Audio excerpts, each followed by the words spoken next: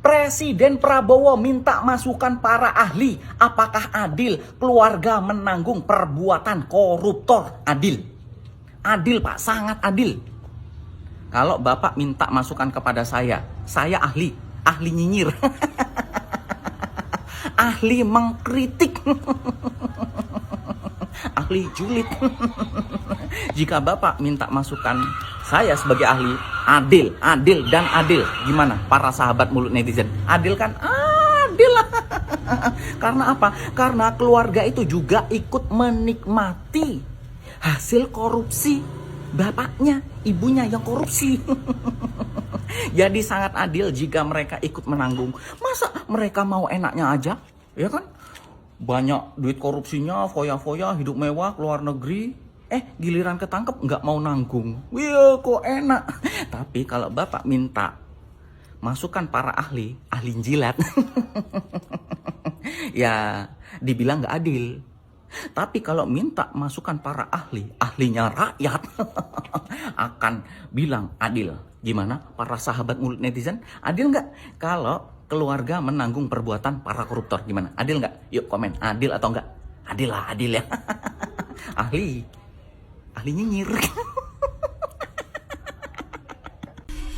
Ini Pak Prabowo kok mikirin anaknya koruptor, takut sengsara hidupnya. Ulah koruptor itu bukan jutaan rakyat Indonesia sengsara, Pak. Kok mikirin satu anak koruptor atau keluarganya koruptor. Nih kalau nggak solusinya gini, Pak. Kalau nanti itu asetnya dirampas, ya umpamanya koruptor 400 miliar, sisain 10 juta, Pak, suruh usaha jualan cilok atau apa, jualan apa gorengan. Itu, Pak, solusinya. Biar ngerasain dia susahnya hidup gimana gitu. Jangan dipikirin kalau dirampas asetnya anaknya menderita, Pak. Dengan ulah bapaknya korupsi itu jutaan orang menderita, Pak. Itu harusnya Bapak berpikirnya. Bapak ini suka aneh kalau ngomong. Prabowo soal aset koruptor disita, apakah adil anaknya menderita? Jadi maksud Bapak yang adil menderita itu rakyat yang menderita. Kalau anak koruptor hartanya disita itu nggak adil gitu ya, Pak ya? Menurut kalian gimana, guys? Ya wajar dong pencuri itu hartanya disita. Bisa-bisanya Bapak Presiden mikirnya itu nggak adil. Lantas yang adil itu bagaimana, Pak? Dibiarkan saja begitu, kasihan. Lantas kita yang miskin-miskin ini gimana? Nggak kasihan. Menurut kalian gimana, guys? Kalau aku pribadi sih cocoknya diginiin aja langsung koruptornya. Sak keluarga-keluarganya. Biar yang lain tuh ikut jerah. Kalau kayak gini yang lainnya nggak akan jerah. Yang lain akan mikir ya udah nggak apa-apa lah. Bentarnya itu gitu ya kan. Toh di sana juga bisa dibayar gitu.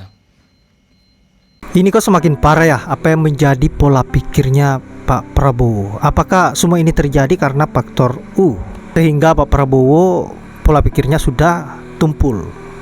Apakah Bapak tidak pernah berpikir bahwa selama ini 280 juta rakyat tidak pernah mendapatkan keadilan sama sekali dan sengsara karena ulah para koruptor bajingan yang seharusnya memang layak untuk diberikan hukuman yang sangat berat dan sita aset-asetnya. Ini malah berpikir dan merasa kasihan terhadap anak-anak para koruptor.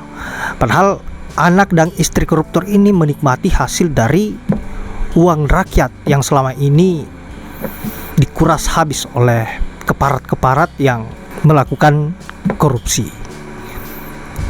Saya kira ini sudah sangat memprihatinkan apa yang menjadi pola pikirnya Pak Prabowo sebagai presiden. Ya saya kira baru kali ini terjadi hal-hal yang sangat-sangat konyol. Seorang presiden lebih perhatian terhadap pelaku koruptor dibanding rakyatnya sendiri. Sangat-sangat miris. Nah sahabat-sahabat, untuk itu kita lanjut dulu bagaimana komentar-komentar netizen selanjutnya yang saya kira Lagi dan lagi sangat-sangat menohok, dan tentunya apa yang menjadi penyampaiannya sangat cerdas dan sesuai dengan fakta yang terjadi hari ini. Untuk itu langsung saja ke videonya. Gua nggak tahu ya kalau Pak Prabowo pernah ngomong begini atau enggak nih di artikel ini. Kalian bisa lihat sendiri apakah Adil anaknya menderita gitu ya.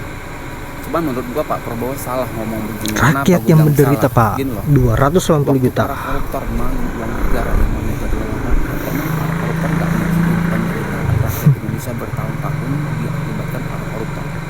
Menderita rakyat loh, ratusan juta jiwa loh. Kalau dibandingkan dengan anaknya para koruptor ya nggak sebanding gitu. Kenapa? Karena anak koruptor waktu saat orang tuanya melakukan maling atau korupsi itu, anaknya juga menikmati dan nggak melarang ulah bapaknya atau orang tuanya untuk melakukan maling itu. Menikmati dan Menikmati hasil koruptor, dikasihani, aduh, gitu kan. miris. Jadi kalau misalnya aset para koruptor disita dan memikirkan kondisi atau penderitaan anak koruptor, ya nggak sebanding dengan penderitaan orang Indonesia gitu. Ya, karena memang nggak layak dibandingkan. Dan itu juga resiko bagi para keluarga koruptor yang harus menderita juga sama seperti yang dirasakan oleh rakyat Indonesia. Tapi kalau saya bangun pagi saya lihat Indonesia cerah. Iya kan? Guys, presiden kita itu katanya heran kenapa sih rakyat Indonesia itu banyak yang ngomong kalau Indonesia itu gelap katanya guys. Sedangkan presiden kita kalau bangun pagi ya kan, lihat Indonesia itu cerah guys, cerah. Ya iya Pak, gimana kagak cerah? Bapak bangun pagi nih, udah ada yang ngelayanin nih sarapan pagi. Bapak kalau bangun pagi nih mau kemana-mana, tinggal naik jet pribadi ya kan. Lah, duit Bapak banyak. Bapak juga digaji lagi sama negara pakai uang pajak rakyat lah. Bapak mau nyamain sama rakyat Indonesia. Nah, rakyat Pak kalau bangun pagi nih udah disambut sama bunyi token Pak, bunyi token. Rakyat nih kalau bangun pagi puyeng Pak, nyari kerjaan kemana, nyari duit kemana. Sedangkan harga-harga kebutuhan hidup mahal. Lah gimana Bapak mau nyamain Bapak sama rakyat? Ya wajar aja lah kalau Indonesia itu, rakyat Indonesia itu ngomong kalau Indonesia itu gelap Pak. Yang cerah itu kan pejabat-pejabat negara doang. Lah gimana kalau emang Bapak berani nih, kalau emang Bapak gentleman sebagai presiden yang katanya macan Asia, coba Pak tangkap para koruptor yang ada di lingkungan Bapak tuh, di sekeliling Bapak tuh, tangkap tuh, udah ketahuan Pak, udah jelas. Dan ungkap ijazah palsunya Jokowi itu, ungkap Pak, berani nggak? Jangan cuma obon-obon doang. Gila dulu. Saya juga heran. Ya, ada orang yang mengatakan Indonesia gelap. Salam demokrasi. Aku cuma mau ngingetin Pak Prabowo waktu debat presiden tahun 2019 pernah bilang Indonesia akan bubar di 2030. Ingat gak kejadian debat calon presiden dengan Jokowi? Kalau Indonesia itu akan bubar kata Bapak di tahun 2030. Nah, sekarang ketika masyarakat bilang Indonesia gelap, kenapa Bapak jadi kasakusuk? Kenapa jadi sentimen? Ya kan? Jadi Pak, statement Bapak pada tahun 2019 itu sangat blunder. Mungkin inilah jawabannya. Makanya mahasiswa dan masyarakat bilang Indonesia gelap. Karena memang di tahun 2030 kalau sesuai dengan prediksi Bapak, Indonesia malah bubar. Gimana gitu Pak? Kok seorang negarawan ngomong begitu, membuat rakyatnya jadi pesimis? Ingat nggak? Ada loh rekam jejaknya. Jadi apa yang Bapak bilang di 2019 pada saat debat Pilpres, inilah jawabannya. Mudah-mudahan yang Bapak prediksi itu tidak terjadi. Jadi nggak usah sewot Pak, ya kan? Apa yang Bapak bilang itulah jawaban dari mahasiswa. Indonesia gelap. Inilah kalau demokrasi sudah berubah menjadi Demokrasi.